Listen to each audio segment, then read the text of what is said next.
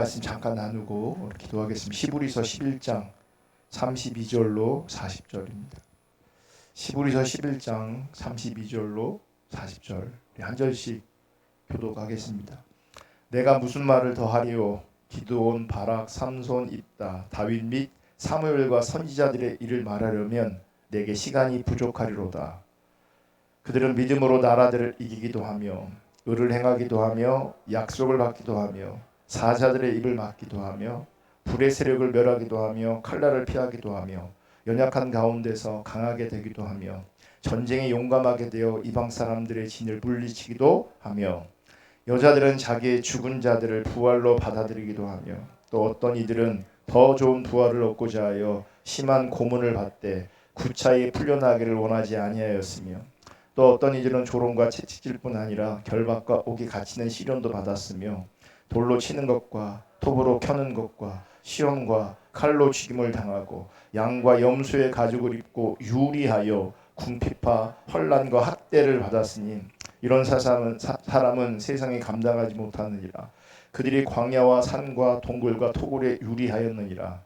이 사람들은 다 믿음으로 말미암아 증거를 받았으나 약속된 것을 받지 못하였으니 이는 하나님이 우리를 위하여 더 좋은 것을 예비하였은즉 우리가 아니면 그들로 온전함을 이루지 못하게 하려 하심이라. 아멘. 큐티 하신 분은 알겠지만 오늘 큐티 오늘 본문입니다. 여러분 시대마다 그 시대를 향한 하나님의 뜻이 있습니다.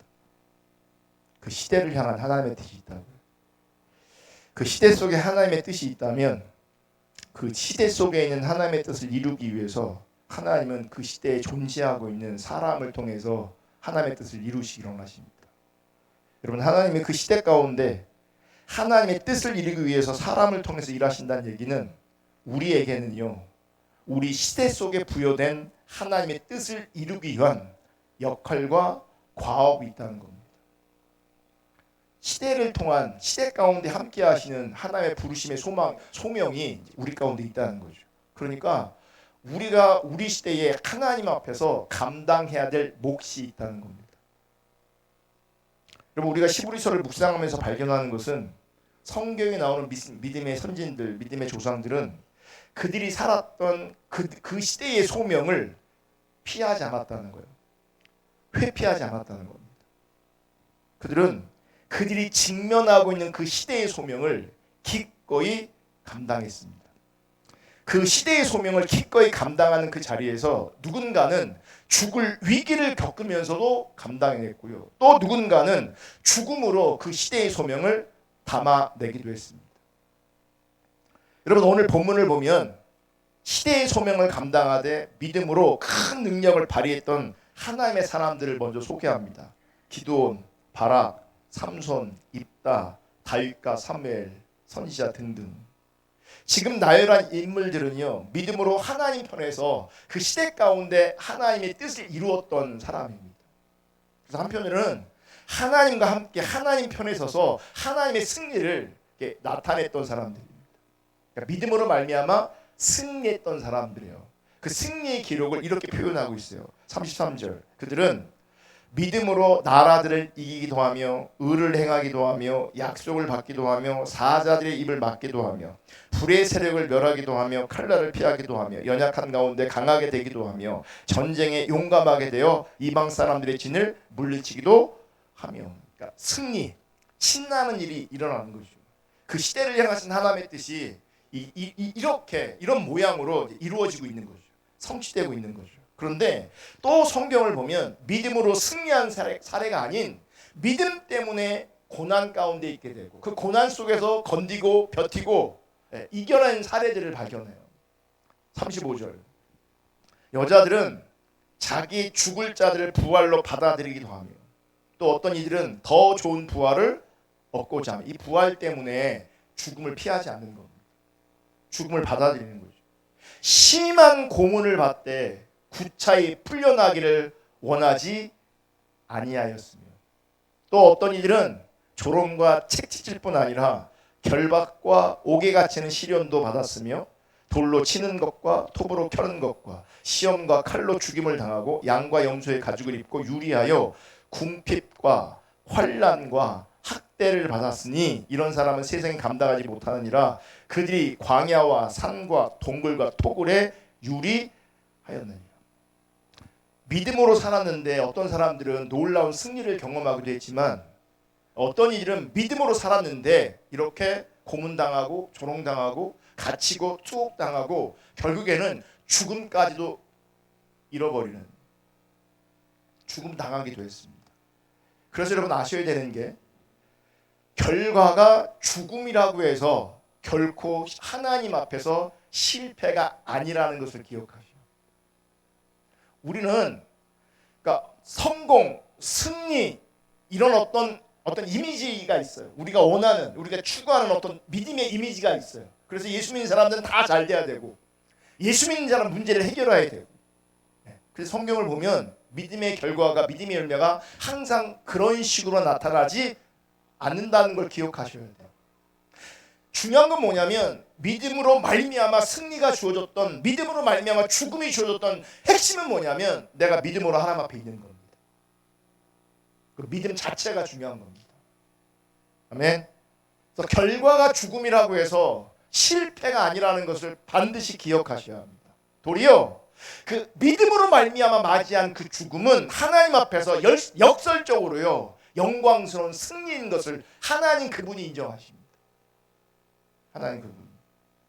이런 면에서 여러분 우리가 믿음으로 산다고 하잖아요.